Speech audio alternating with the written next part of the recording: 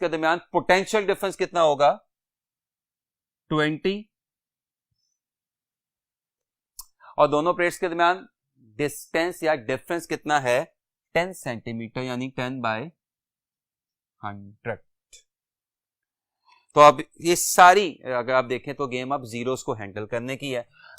ये 1 0 और 1 0 क्या हो जाएगा कैंसिल, ये वाला 0 किधर चला जाएगा ऊपर, तो 1 2 और 3 जीरोस इस -6 में से जब कैंसिल होंगे तो ओवरऑल आंसर क्या आ जाएगा 10⁻³ के जिसके साथ नॉन जीरो नंबर क्या होगा 2। लिहाजा आपके इस एमसीक्यू का आंसर होगा beta 2 × 10⁻³ Newton.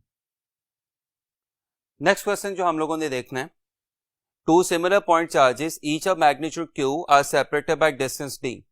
What is the value of potential and potential difference at a point p midway between the charges?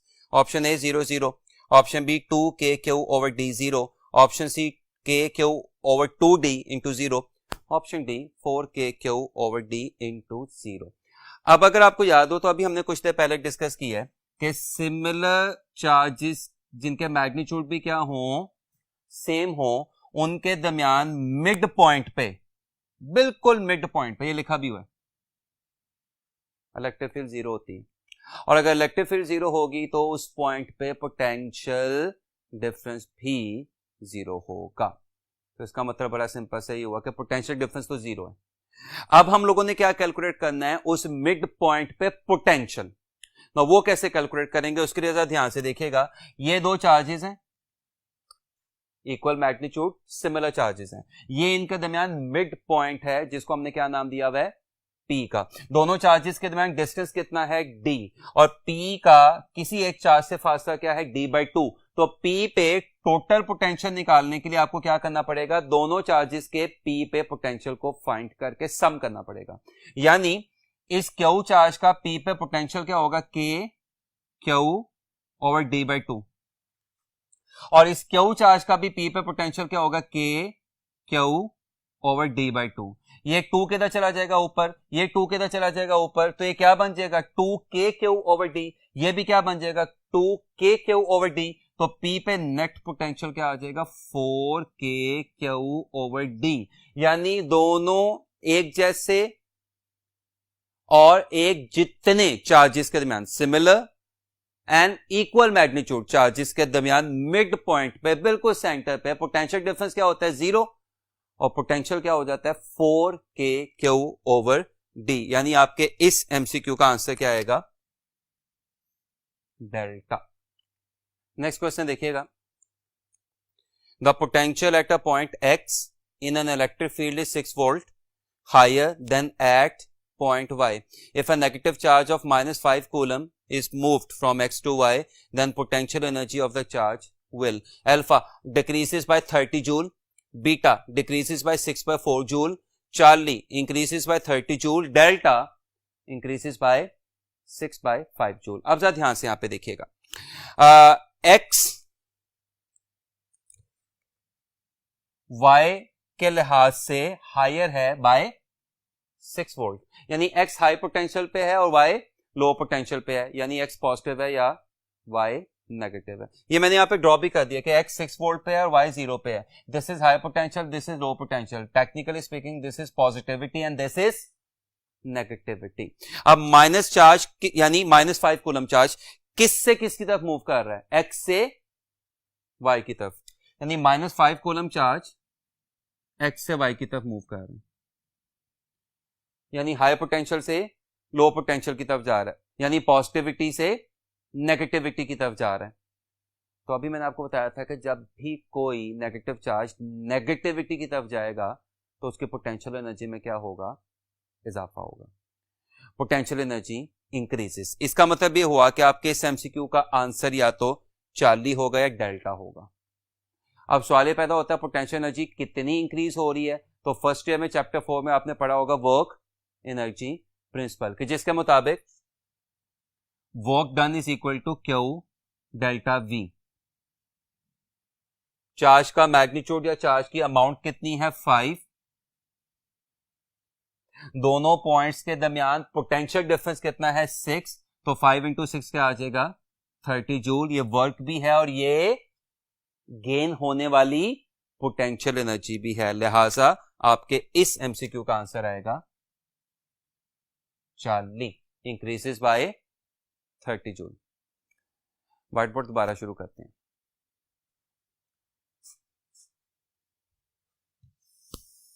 Next जो टॉपिक हम लोगों ने करना है वो है इलेक्ट्रिक एंड ग्रेविटेशनल फोर्सेस का कंपैरिजन. ज्यादातर बातें आपको पहले से ही आती हैं क्योंकि आपकी टेक्स्ट बुक में भी आर्टिकल बहुत अच्छे तरीके से दिया हुआ है. सो थोड़ा सा मैं यहाँ पे जरा इसको तरतीब से आपके साथ शेयर कर लेता हूँ ताकि आपको सिमिलैरिटीज और डिसिमिलैरिटीज या डिफरेंसेस का अच्छे तरीके से पता चल जाए. लेफ्ट जो आपको कॉलम दिखाई दे रहा है वो सिमिलैरिटीज का है, राइट कॉलम आपको डिफरेंस का दिखाई दे रहा है. सिमिलैरिटीज की तरफ आए जरा तो फॉर्मूलाज बजाते खुद सिमिलैरिटीज की तरफ इशारा कर रहे हैं कि दोनों फोर्सेस अपनी अपनी क्वांटिटीज के प्रोडक्ट के डायरेक्टली प्रोपोर्शनल है, यानी ग्रेविटेशनल फोर्स m1 और m2 के प्रोडक्ट के डायरेक्टली प्रोपोर्शनल है और कूलम फोर्स q1 और q2 के प्रोडक्ट के डायरेक्टली प्रोपोर्शनल है. और दोनों क्वांटिटीज इनवर्स, दोनों फोर्सेस इनवर्स स्क्वायर लॉ ओबे करती हैं, यानी दोनों फोर्सेस डिस्टेंस के स्क्वायर के इनवर्स से प्रोपोर्शनल है. तो फॉर्मूला बताते खुद बहुत बड़ी सिमिलैरिटी है. दूसरा देखें, दोनों कंजर्वेटिव फोर्सेस हैं, यानी दोनों फोर्सेस की फील्ड्स में किया गया काम रास्ते पे डिपेंड नहीं करता और क्लोज पाथ में वर्क का आंसर क्या आ जाता है? 0 आ जाता है. दोनों नॉन कॉन्टैक्ट फोर्सेस हैं, यानी दोनों फोर्सेस लगने के लिए जिस्मों का आपस में फिजिकली टच करना या फिजिकली कांटेक्ट में होना जरूरी नहीं होता, यानी दो चार्जेस या दो मैसेज एक दूसरे से अलग अलग फासले पे अलग अलग होके भी एक दूसरे पे फोर्सेस लगा सकते हैं. दोनों कंपैरेटिवली लॉन्ग रेंज फोर्सेस हैं. वो अलग बात है कि ग्रेविटेशनल फोर्स की जो रेंज है वो इलेक्ट्रिक फोर्स की रेंज से कहीं ज्यादा होती है और दोनों फोर्सेस अपनी अपनी फील्ड्स के पैरेलल एक्सर्ट होती हैं, अनलाइक मैग्नेटिक फोर्स, जो अगर आपको याद हो आपने चैप्टर 40 में पढ़ा था, तो मैग्नेटिक फोर्स हमेशा फील्ड के परपेंडिकुलर एग्जीक्यूट होती है. ये दोनों फोर्सेस अपनी फील्ड के अलोंग एग्जीक्यूट हो रही होती हैं. Now these were the similarities. Now come towards differences. So पहला डिफरेंस इनके कांस्टेंट्स की वैल्यूज हैं. Coulomb constant 9 × 10⁻9 newton metre square पर कूलम स्क्वायर है और gravitational constant 6.67 × 10⁻11 newton metre square पर किलोग्राम स्क्वायर है. ये कांस्टेंट में अच्छा खासा डिफरेंस आपको एक और बात भी बता रहा है. क्या? इलेक्ट्रिक फोर्स ग्रेविटेशनल फोर्स से कहीं ज्यादा स्ट्रांग होती है, यानी gravitational force comparatively weak force है और electric force comparatively strong force है. दूसरा बड़ा ऑब्वियस सा फर्क, इलेक्ट्रिक फोर्स किसके दरमियान लगती है? चार्जेस के दरमियान, और ग्रेविटेशनल फोर्स किसके दरमियान लगती है, मैसेस के दरमियान। तीसरा भी बड़ा ऑब्वियस सा फर्क, इलेक्ट्रिक फोर्स अट्रैक्टिव भी हो सकती है और रिपल्सिव भी हो सकती है। याद रखिएगा, इलेक्ट्रिक फोर्स जब अट्रैक्टिव होगी तो उसका साइन नेगेटिव लिया जाएगा, और इलेक्ट्रिक फोर्स जब रिपल्सिव होगी तो उसका साइन पॉजिटिव लिया जाएगा। जबकि ग्रेविटेशनल फोर्स सिर्फ और सिर्फ क्या होती है, अट्रैक्टिव होती है। और लास्टली, इलेक्ट्रिक फोर्स दोनों चार्जेस के दरमियान मीडियम पे डिपेंड करती है, मीडियम से डिस्टर्ब होती है, जबकि ग्रेविटेशनल फोर्स दोनों मैसेस के दरमियान मीडियम पे डिपेंड नहीं करती होती। आज के लास्ट पोर्शन की तरफ आते हैं, जो कि है कैपेसिटर। अब इसमें देखें तो सबसे पहला एमसीक्यू इसके नाम में छुपा हुआ है। कैपेसिटर को कंडेंसर भी कहा जाता है। कैपेसिटर को कंडेंसर भी कहा जाता है। तो अगर आपके पास कहीं पे भी कोई कंडेंसर का वर्ड लिखा आ जाए और आगे आपको कैपेसिटर वाली सिचुएशन दिखाई दे रही हो, तो आपको समझ आ जानी चाहिए कि किसकी तरफ इशारा है, कैपेसिटर की तरफ इशारा है। सिंपल सी डेफिनेशन क्या है, it is a device which is used to store charges and energy. थोड़ी सी कॉम्प्लेक्स डेफिनेशन देख लें, it is a two terminal passive device used to store electric potential energy and of course charges in its electric field. अब इतनी complex definition लिखने का मकसद आपको सिर्फ इस डेफिनेशन से थोड़ा सा फैमिलियर करना था, ताकि अगर किसी भी जगह पे, किसी टेस्ट में या किसी बुक में आपको डेफिनेशन दिखाई दे जाए तो आप कंफ्यूज ना हो। सिंपलेस्ट फॉर्म कैपेसिटर की क्या कहलाती है, पैरेलल प्लेट कैपेसिटर, जिसमें दो मेटालिक प्लेट्स किसके साथ अटैच हुई होती हैं, एक सेल या एक बैटरी के साथ। कैपेसिटर में चार्ज स्टोर होने की रीजन इलेक्ट्रोस्टैटिक इंडक्शन होती है। अब वो प्लेट जो सेल के एनोड के साथ अटैच होगी उस पे पॉजिटिव चार्ज आ जाएगा, वो प्लेट जो सेल के कैथोड के साथ अटैच होगी उस पे नेगेटिव चार्ज आ जाएगा, और दोनों प्लेट्स पे चार्जेस की अमाउंट बिल्कुल सेम होगी। कितना चार्ज आएगा ये किस बात पे डिपेंड कर रहा है कि आपने उस कैपेसिटर के साथ सेल या बैटरी कौन सी लगाई हुई है, यानी कि कैपेसिटर पे स्टोर होने वाला चार्ज सप्लाई हुए हुए पोटेंशियल डिफरेंस के डायरेक्टली प्रोपोर्शनल है। प्रोपोर्शनलिटी साइन इक्वालिटी साइन से रिप्लेस होता है, साथ में क्या आता है, constant C, and this C is known as, अब सबको पहले से पता है, कैपेसिटेंस या capacity. Ability of charge to store capacitance. इसके यूनिट्स क्या होंगे, कूलम पर वोल्ट, या जिनको फैरेड भी कहा जाता है। अब अगेन थोड़ी सी ऐसी बात जो हमारी टेक्स्ट बुक में शायद इतनी डिटेल तरीके से नहीं लिखी हुई। अगर मैं किसी कैपेसिटर के साथ क्या अटैच कर देता हूं, एक सेल या बैटरी, तो अब उसका डीसी बिहेवियर किस किस्म का होगा, तो याद रखिएगा कि डीसी, आइडियल डीसी की मैं बात करूं, उसकी फ्रीक्वेंसी क्या होती है, 0, और टाइम पीरियड क्या होता है, इन्फिनिटी। तो आपने रूटीन की क्लासेस में चैप्टर 16 में कैपेसिटिव रिएक्टेंस का फॉर्मूला पढ़ा होगा, 1/2πfc।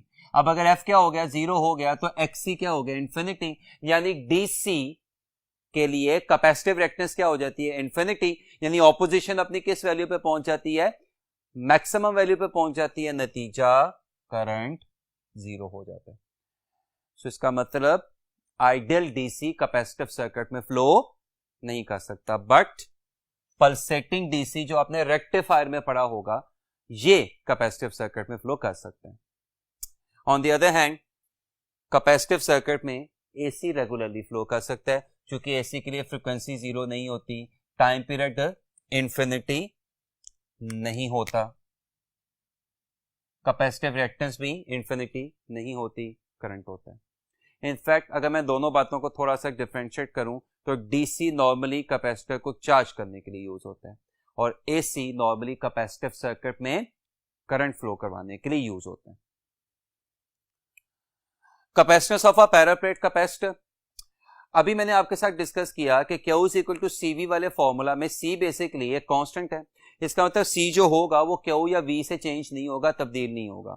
तो सवाल ये पैदा होता है कि अगर हमने किसी कैपेसिटर की कैपेसिटेंस चेंज करनी हो, तब्दील करनी हो, तो हम क्या करेंगे, तो उसके लिए फिर हम एक नया फॉर्मूला डिफाइन करवाते हैं जो C is equal to Q by V से ही निकलता है, और ये फॉर्मूला क्या है, C equals A epsilon naught over D।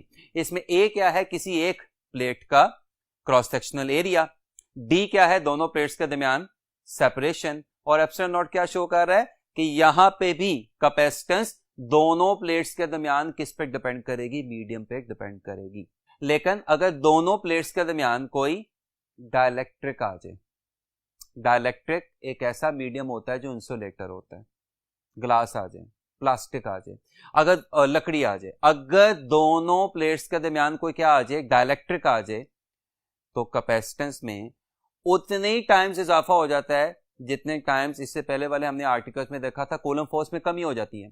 तो एक फैक्टर जो कूलम फोर्स में कमी करने के लिए नीचे वाले फैक्टर यानी डिनोमिनेटर में अपीयर होता था, कैपेसिटेंस के लिए वही फैक्टर इजाफा करने की वजह से ऊपर यानी न्यूमरेटर में अपीयर होना शुरू हो जाएगा। तो अगर कैपेसिटर की दोनों प्लेट्स के दरमियान एयर है तो formula as it is, A epsilon naught over D. और अगर कैपेसिटर की दोनों प्लेट्स के दरमियान कोई क्या आ गया, कोई मीडियम आ गया, कोई डाइलेक्ट्रिक आ गया, तो अब नया फॉर्मूला क्या बन जाएगा, A epsilon naught epsilon r over D. और ये वही एप्सिलॉन आर है जो मैंने आपको पहले भी बताया रिलेटिव परमिटिविटी या डाइलेक्ट्रिक कांस्टेंट कहलाता है। और यहां पे आप देख सकते हैं इसका फॉर्मूला क्या हो जाएगा, सी मीडियम ओवर सी एयर, जो कूलम फोर्स से रिवर्स है। कूलम फोर्स का फॉर्मूला अगर आपको याद हो तो F air over F medium होता था। सवाल पैदा होता है कि डाइलेक्ट्रिक आके आखिर ऐसा करता क्या है कि जिससे कैपेसिटेंस में इजाफा हो जाता है। तो इसका आंसर इससे अगले वाले आर्टिकल में उसने दिया हुआ है, which is electric polarization in capacitor. जब भी आप चार्ज्ड कैपेसिटर की दोनों प्लेट्स के दरमियान क्या रख देते हैं, कोई डाइलेक्ट्रिक, तो डाइलेक्ट्रिक होता है इंसुलेटर। इसमें कोई शक नहीं है कि इंसुलेटर्स में फ्री इलेक्ट्रॉन्स एग्जिस्ट नहीं करते, लेकिन इंसुलेटर्स में एटम एग्जिस्ट करते हैं। जो ही आप डाइलेक्ट्रिक को चार्ज कैपेसिटर की प्लेट्स के दरमियान रखते हैं तो उन एटम्स में क्या पैदा होनी शुरू हो जाती है, पोलराइजेशन, जिसके नतीजे में एटम्स में क्या पैदा होना शुरू हो जाते हैं, डाइपोल्स। एटम्स के नेगेटिव चार्जेस का रुख यानी इलेक्ट्रॉन्स का रुख किसकी तरफ हो जाता है, पॉजिटिव प्लेट की तरफ, और पॉजिटिव चार्जेस का रुख यानी न्यूक्लियाई का रुख किसकी तरफ हो जाता है, नेगेटिव प्लेट्स की तरफ। और इस तरह से डाइलेक्ट्रिक में ड्यू टू पोलराइजेशन क्या बनना शुरू हो जाते हैं, डाइपोल्स बनने शुरू हो जाते हैं। अब अगर आप थोड़ा सा ध्यान से देखें तो कैपेसिटर की इलेक्ट्रिक फील्ड किससे किसकी तरफ है, पॉजिटिव से नेगेटिव, और डाइपोल्स की इलेक्ट्रिक फील्ड भी किससे किसकी तरफ है, अपने पॉजिटिव से अपने नेगेटिव। EC किसको शो कर रहा है, electric field of capacitor. ED किसको शो कर रहा है, इलेक्ट्रिक फील्ड ऑफ डाइलेक्ट्रिक। दोनों इलेक्ट्रिक फील्ड्स एक ही रूल फॉलो करने के बावजूद एक दूसरे से क्या हैं, ऑपोजिट में। इसका मतलब डाइपोल्स की इलेक्ट्रिक फील्ड कैपेसिटर की इलेक्ट्रिक फील्ड को क्या करेगी, कम करेगी। और जब कैपेसिटर की इलेक्ट्रिक फील्ड कम होगी तो उससे कैपेसिटर की प्लेट्स के दरमियान पोटेंशियल डिफरेंस भी कम हो जाएगा। जब कैपेसिटर की प्लेट्स के दरमियान क्या कम हो जाएगा, पोटेंशियल डिफरेंस कम हो जाएगा, तो remember the formula C equals Q over V। इसका सीधा फायदा किसको पहुंचेगा, कैपेसिटेंस को। कैपेसिटेंस में क्या हो जाएगा, इजाफा हो जाएगा। लेकिन इस पूरी एक्सरसाइज के दौरान चार्ज क्या रहेगा, सेम रहेगा। तो ये फिजिकल रीजन है कैपेसिटर की कैपेसिटेंस में इजाफे की, जब आप उसकी प्लेट्स के दरमियान मीडियम लेके आ जाते हैं। नेक्स्ट जो बात हमने देखनी है वो है कॉम्बिनेशन ऑफ कैपेसिटर्स। तो टिपिकली कैपेसिटर्स के दो कॉम्बिनेशन होते हैं, just like resistances, series combination and parallel combination. लेकिन फॉर्मूला रेजिस्टेंसेस से रिवर्स हो जाते हैं। सीरीज कॉम्बिनेशन में इक्विवेलेंट कैपेसिटेंस रेसिप्रोकल का फॉर्मूला फॉलो करती है, और पैरेलल कॉम्बिनेशन में इक्विवेलेंट कैपेसिटेंस सिंपल सम का फॉर्मूला फॉलो करती है। आपको जो बातें यहां पे याद रखनी है वो क्या याद रखनी है कि सीरीज कॉम्बिनेशन में चार्ज सेम रहता है, क्या डिवाइड हो जाता है, पोटेंशियल डिफरेंस। जबकि पैरेलल कॉम्बिनेशन में पोटेंशियल डिफरेंस सेम रहता है, वोल्टेज सेम रहता है, क्या डिवाइड हो जाता है, चार्ज डिवाइड हो जाता है। और यहां से एक एमसीक्यू का बड़ा अहम रिजल्ट निकलता है जो मैंने यहां पे लिखा भी हुआ है। If n number of capacitors are in a series, अगर मेरे पास n नंबर ऑफ कैपेसिटर्स कैसे जुड़े हों, सीरीज में जुड़े हों, तो उनके इक्विवेलेंट कैपेसिटेंस का फॉर्मूला क्या होगा, C/n। जबकि C क्या है, हर एक कैपेसिटर की कैपेसिटेंस, और n क्या है, number of capacitors connected in a series. और अगर यही n नंबर ऑफ कैपेसिटर्स मेरे पास कैसे जुड़े हों, पैरेलल जुड़े हों तो उनके इक्विवेलेंट कैपेसिटेंस का फॉर्मूला क्या होता है, Cp इक्वल्स Nc। मैं फिर बोल देता हूं, C क्या है, हर एक कैपेसिटर की इंडिविजुअल कैपेसिटेंस, और N क्या है, नंबर ऑफ कैपेसिटर्स। तो अगर मैं इन दोनों को आपस में डिवाइड कर दूं तो Cp ओवर Cs किसके बराबर आ जाएगा, N स्क्वायर के। Cp क्या है, उन कैपेसिटर्स की उस वक्त की इक्विवेलेंट कैपेसिटेंस जब वो आपस में कैसे लगे हुए थे, पैरेलल।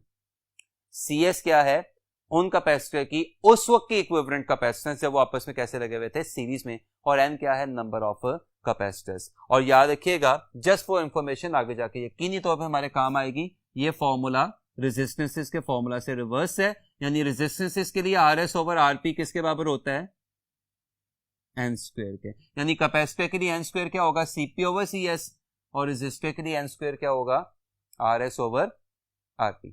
अब यहां पे कुछ और हम मुख्तलिफ केसेस देखने की कोशिश करते हैं कि जिनसे पॉसिबल एमसीक्यूज बन सकते हैं। मसलन अगर मेरे पास ये दो कैपेसिटर्स सीरीज में लगे हों, तो अभी मैंने आपके साथ डिस्कस किया कि अगर दो कैपेसिटर्स सीरीज में लगे हों तो चार्ज सेम होता है, क्या डिवाइड हो जाता है, वोल्टेज। तो ये V वोल्टेज इन दोनों कैपेसिटर C1 और C2 में डिवाइड होगा, V1 एंड V2 की शक्ल में। तो सवाल पैदा होता है V1 कितना होगा, V2 कितना होगा। तो याद रखिएगा, इसका बड़ा सिंपल सा फॉर्मूला है, V1 is equal to C equivalent V over C1। सवाल पैदा होता है फॉर्मूला आया कहां से। अब अगर मैंने इस C1 के क्रॉस वोल्टेज निकालना हो, यानी V1, तो V1 क्या होगा, Q बाय C1। अब यहां पे बच्चा क्वेश्चन नहीं करता आपने Q के साथ 1 क्यों नहीं लिखा, तो अभी मैंने आपको क्या बताया कि सीरीज में चार्ज क्या रहता है, सेम रहता है। इसका मतलब Q टोटल चार्ज है जो सेम है, और मैं इस Q की जगह क्या लिख सकता हूं, C इक्विवेलेंट V। और सीरीज कॉम्बिनेशन में इक्विवेलेंट सम रेसिप्रोकल से आता है, तो मेरा नहीं ख्याल मुझे प्रूफ करने की जरूरत है। तो इसका मतलब C1 के क्रॉस वोल्टेज क्या होगा, C2 into total voltage over sum of both capacitances. और इसी तरह अगर मैंने C2 के क्रॉस वोल्टेज निकालना हो, यानी V2 निकालना हो, तो वो क्या होगा, C1 into total voltage over sum of both capacitances. अच्छा, अब अगर मेरे पास दो कैपेसिटर्स आपस में कैसे लगे हों, पैरेलल में लगे हों, तो उनके अक्रॉस नेट वोल्टेज क्या होगा। तो पैरेलल के क्रॉस नेट वोल्टेज क्या होगा, देखिए net voltage is equal to net charge over net capacitance, और नेट चार्ज क्या है, Q1 प्लस Q2। तो Q1 की जगह क्या आ जाएगा, C1 V1, और Q2 की जगह क्या आ जाएगा, C2 V2। और पैरेलल कॉम्बिनेशन में इक्विवेलेंट कैपेसिटेंस दोनों कैपेसिटेंसेस का सिंपल सम होती है। So this is net voltage for capacitors connected in parallel in this manner. But if capacitors are connected in parallel in this manner, कि दूसरा कैपेसिटर पहले capacitor से चार्ज वाइज उल्टा लगा हुआ है, तो इस रिलेशन में यहां पे दरमियान में सिंपली क्या आ जाएगा, माइनस साइन आ जाएगा, बाकी सारा रिलेशनशिप वही है।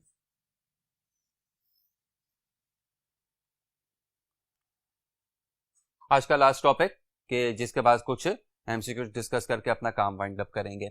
एनर्जी स्टोर्ड इन कैपेसिटर, जैसा कि अभी आपको बताया कि कैपेसिटर में एनर्जी स्टोर होती है in the form of electric potential energy in electric field of the capacitor. और उस एनर्जी स्टोर्ड का फॉर्मूला क्या होता है, हाफ CV स्क्वायर, जबकि इसमें C क्या है, कैपेसिटेंस ऑफ द कैपेसिटर, और V क्या है, potential difference between the plates of the capacitor. अगर मैं C की जगह A epsilon naught epsilon R over D replace कर दूं, capacitance of the parallel plate capacitor, और अगर मैं इस V की जगह ED रिप्लेस कर दूं, remember electric field is a potential gradient, तो ये एनर्जी स्टोर्ड इन कैपेसिटर का दूसरा फॉर्मूला आ जाएगा। इसमें ये AD क्या है, कैपेसिटर का वॉल्यूम। अगर ये AD यानी कैपेसिटर का वॉल्यूम उधर जाके U से डिवाइड हो जाए, तो ये क्या बन जाएगा, energy per unit volume, which is typically known as energy density. तो ये एनर्जी डेंसिटी का फॉर्मूला। अगेन शायद मैंने यहाँ पे कोई इतनी नई बात नहीं की, सारा आपने अपनी रूटीन की क्लासेस में पढ़ा होगा, सिर्फ रिकॉल करवाना मकसद था। आज के काम को कुछ एमसीक्यू से वाइंड अप करने की कोशिश करते हैं। For a capacitor the relation is C equals Q by V. If we half the voltage, then value of C will become. अगर आपको अभी याद हो तो कुछ देर पहले मैंने आपके साथ डिस्कस किया कि C is equal to Q over V में C क्या है, कांस्टेंट।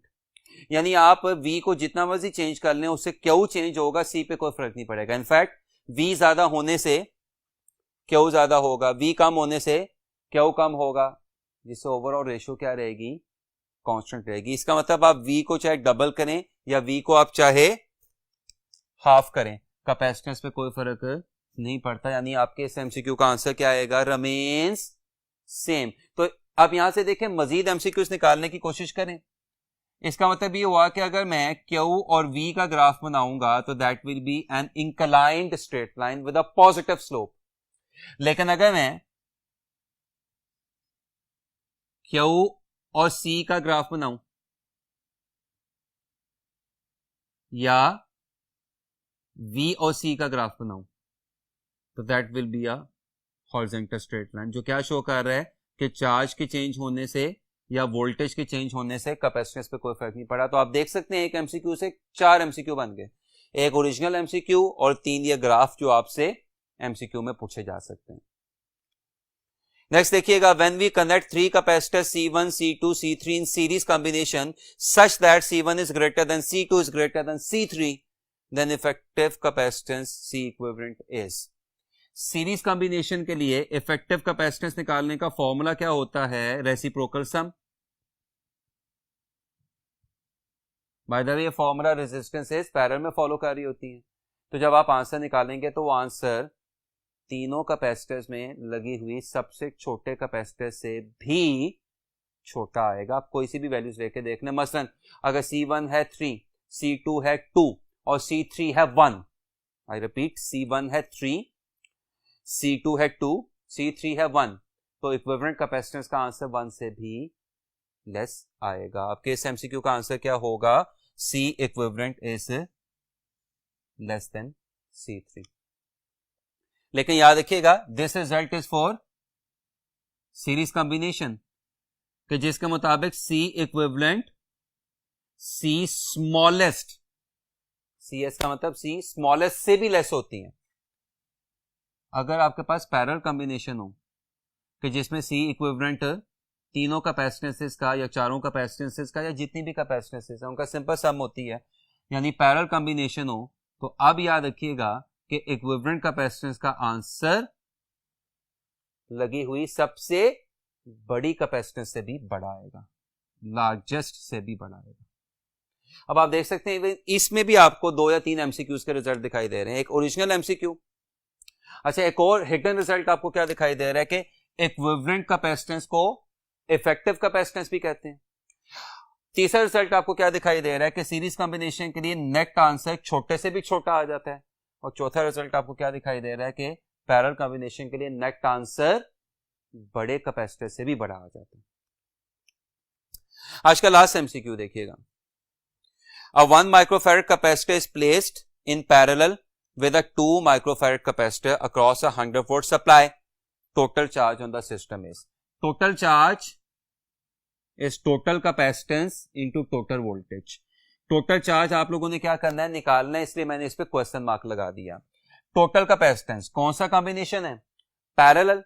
पैरेलल कॉम्बिनेशन में मैंने क्या बताया, सिंपल सम होता है। तो ये जो 2 कैपेसिटर्स लगे हुए हैं 2 और 1 वाले, ये सिंपली आपस में क्या हो जाएंगे, ऐड 2 + 1 × 10⁻⁻6, चूंकि दोनों किस में थे, माइक्रोफैरड में। और टोटल वोल्टेज आपने उसको कितना दिया हुआ है, पूरे सिस्टम को 100।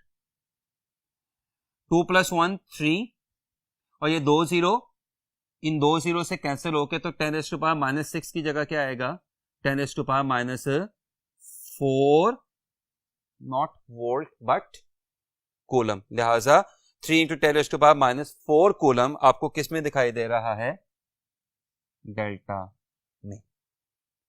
और आप माइक्रो कूलम में एक डायरेक्ट आंसर भी निकाल सकते हैं, यानी 2 + 1 3, 3 × 100 300, और 10⁻⁻6 क्या हो जाएगा, माइक्रो, तो answer will be 300 micro coulomb. तो 300 माइक्रो कूलम को 300 माइक्रो कूलम भी लिखा जा सकता है और 3 × 10⁻⁻4 कूलम भी लिखा जा सकता है। होपफुली आज का आपको सारा लेक्चर अच्छे तरीके से समझ आया होगा। अपना बहुत ज्यादा ख्याल रखें। अल्लाह हाफिज।